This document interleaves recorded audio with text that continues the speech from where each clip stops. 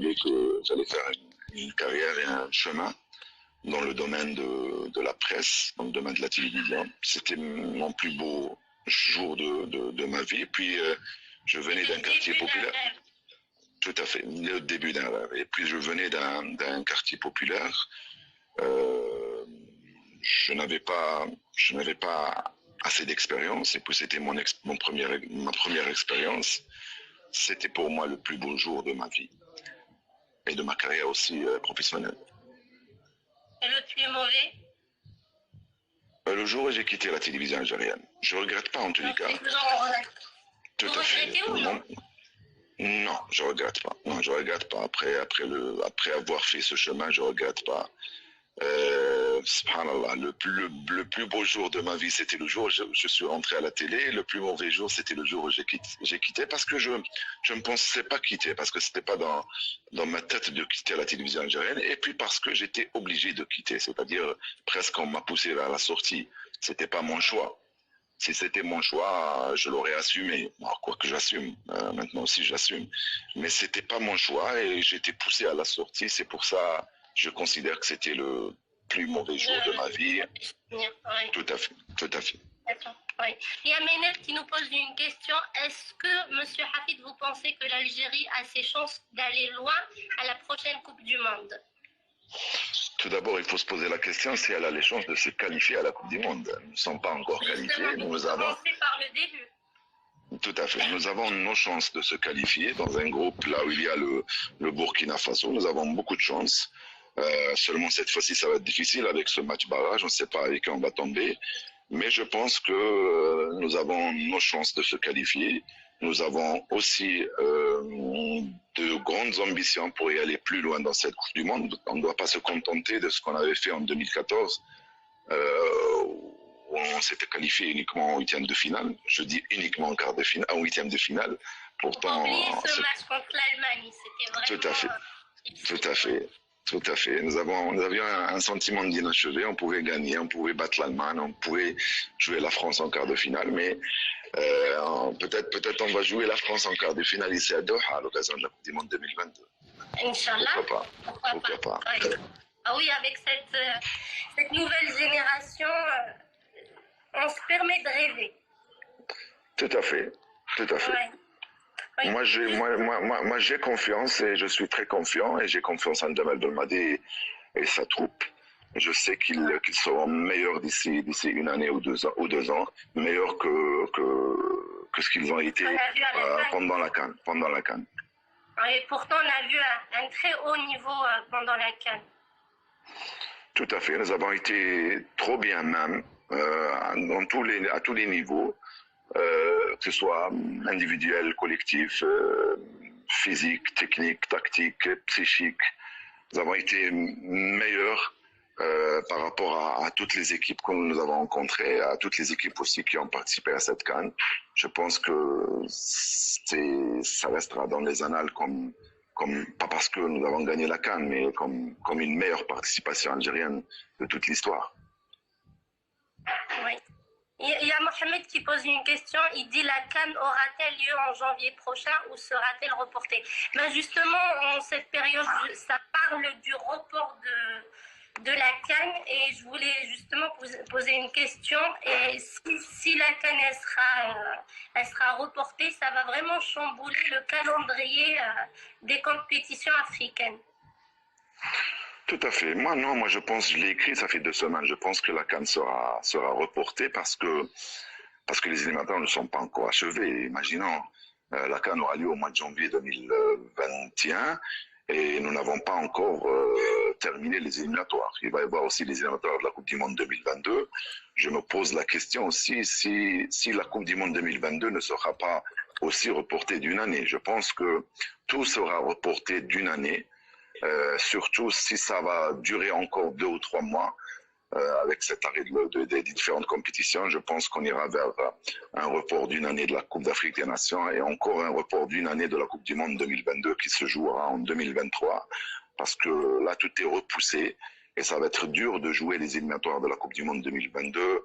On devait jouer au mois de mars, mois de juin. mois de septembre, octobre et novembre, ça veut dire 4 ou 5 journées, ils seront pas joués, ça va être difficile. Oui. Et vous pensez que la compétition va reprendre d'ici peu ou Difficile. Il y a la France qui a décidé d'arrêter le championnat et de déclarer le PSG champion. La Hollande aussi, la Belgique, il y a l'Angleterre, l'Espagne et l'Italie qui tiennent, qui s'accrochent, qui veulent terminer leur saison. La décision n'appartient pas aux fédérations nationales ou même à l'UEFA. La décision, elle est politique, elle est scientifique aussi. Moi, je pense qu'ils vont continuer la saison, même à la fin du mois de juillet, ils y tiennent à terminer cette saison pour commencer une autre saison qui va être un petit peu en retard d'ici la mi-septembre. Les vacances, puisqu'ils se sont reposés en cette période. Il y aura plus de vacances, madame. Il n'y aura plus de vacances, oui. ni pour eux, ni pour. Voilà, il y aura plus de vacances ni pour eux, ni pour nous, ni pour quiconque. Oui.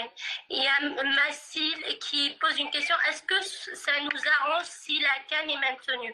Mais ça ne sera pas maintenu. On dit que même la Coupe du Monde, peut-être, ça sera reporté. Donc, la CAN sera reportée.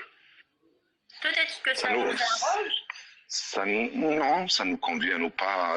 La décision ne nous appartient pas. Et puis, elle n'appartient même pas à la CAF. Il faut s'adapter à ça. Il faut faire avec. Il faut se préparer, même si la CAN sera reportée et la Coupe du Monde sera reportée. Il faut s'accrocher. Il faut continuer à travailler. Voilà. Oui. Donc, Monsieur Hafid Alhaji, comment vous passez ce confinement? Comme tout le monde, à la maison. On sort des fois uniquement pour quelques achats. Je sors des fois au boulot 2-3 fois par semaine. Nous avons des engagements à faire. Nous continuons à faire quelques émissions et nous continuons à être en contact avec notre public. Nous avons des engagements. Ça vous manque de commenter des matchs? Bien sûr. Ça me manque de commenter les matchs. Ça me manque aussi de rencontrer les collègues, les amis, le monde dehors. Parce que c'est le ramadan. C'est un ramadan vraiment spécial en confinement. On s'habitue à sortir les soirées avec la famille, les amis. Non, même en temps normal, je ne suis pas habitué à sortir comme ça pour veiller ou pour y aller au café. Non, je suis pas habitué à ça. Je suis habitué à rester à la maison, ça me dérange pas beaucoup. Donc mais même quand ce n'est pas le confinement, vous passez vos soirées avec votre famille? Tout à fait, à la maison. Je sors pas beaucoup. J'ai beaucoup de choses à faire à la maison. J'écris, je lis, je fais tout ce qui est en relation avec mon métier de journaliste. Mais des fois, j'ai pas le temps. Même moyen d'être à la maison, j'ai pas le temps de terminer tout ce que je devais faire. Ah oui, il faut beaucoup de temps. Il faut en profiter de ce confinement, justement. Tout à fait, c'est ce que je suis en train de faire. Oui. Justement, ces dernières années, vous parlez beaucoup politique. Vous vous concentrez pas uniquement sur le sport. Encore une fois, c'est une question qui se pose à chaque fois et je donne la même réponse. Je ne fais pas de politique, madame. Je ne fais pas de politique, je n'appartiens à aucun parti politique. Moi, je parle des problèmes de mon pays. Je parle de l'Algérie. L'Algérie politique, l'Algérie culturelle, l'Algérie sportive, l'Algérie économique, l'Algérie aujourd'hui médicale avec le virus corona, avec le corona. Si on avait demandé à chaque Algérien de rester chez lui, de ne pas se mêler des affaires de son pays, personne ne sortira en 2020, le 22 février 2019. Ouais. Si le peuple algérien n'avait pas réagi, si le peuple algérien n'avait pas pris son destin entre ses mains, Bouteflika aurait été président jusqu'à aujourd'hui. Donc, encore une fois, je dis, je ne fais pas de politique, je ne suis pas un politicien, je suis un journaliste et puis je suis un citoyen algérien qui a le droit de parler des affaires de son pays. Comme vous, comme tous les Algériens, nous avons le droit de parler avec respect, bien sûr, envers les hommes, avec respect envers les institutions, avec respect aussi envers les institutions et les hommes. Moi, je n'insulte pas, je ne dis pas des mensonges. je donne mon avis, je donne mon point de vue, je l'écris, je le dis haut et fort, avec le respect, bien sûr. Donc, je ne fais pas de politique maintenant. Dans le respect, mais oui. Monsieur Abdelhaji, j'ai une dernière question. Quel est votre conseil aux futurs ou aux jeunes journalistes? Il faut s'accrocher, il faut aimer son métier. Quelqu'un qui a un don, bon, enfin, notre métier, c'est de l'art aussi. Je pense que c'est de l'art. Quelqu'un qui a un don, il doit l'exploiter, il doit avoir beaucoup de courage, beaucoup de patience, parce que c'est un métier dur, dans un milieu un petit peu dur. On le pratique dans un pays aussi un petit peu difficile. Même dans le monde arabe, il n'est pas aussi facile qu'on le pense. Il ne faut pas se précipiter, il faut avoir de la patience, il faut aimer son métier, il faut tout donner. Je souhaite beaucoup de courage à tous les jeunes journalistes, à tous les étudiants qui veulent faire une carrière dans ce domaine. C'est un domaine vraiment précieux, important. C'est un domaine aussi qu'on vit avec beaucoup de plaisir. Et merci encore une fois pour cette invitation. Je vous souhaite vous aussi beaucoup de courage. C'était une dernière question, mais en parlant de ce sujet, justement, vous avez dit pour être journaliste, il faut être doué, il faut aimer ce métier. Mais ces derniers temps, on voit des gens qui sont influenceurs, youtubeurs, ils travaillent dans des grandes chaînes algériennes. Qu'est-ce que vous pensez de cela? Est-ce que pour vous, il faut vraiment faire des études de journalisme, il faut être doué pour... Non, il faut avoir le niveau. Il faut avoir le niveau. Il faut faire des études universitaires, avoir des diplômes universitaires. Moi, je connais des journalistes qui maîtrisent ce métier mieux que moi. Ils ont fait ils ont eu des diplômes, pas dans le domaine journalistique, dans le domaine agricole. Il est devenu journaliste, mais il a un niveau universitaire. Il a un niveau pour écrire, il a un niveau pour lire, il a un niveau pour faire la différence. Je ne suis pas pour ceux qui pensent et ceux qui disent qu'il faut faire l'école du journalisme pour être journaliste. Non, il faut avoir le niveau universitaire, un don, les capacités aussi d'écrire, de lire et de dire les choses convenablement, avec respect total. Donc, pour ce qui est des gens qui n'ont pas le niveau, moi, je ne les considère pas en tant que journalistes. Ils peuvent être des artistes qui font ils mettent l'eau, mais pour être journaliste, moi, je ne peux pas le considérer comme journaliste.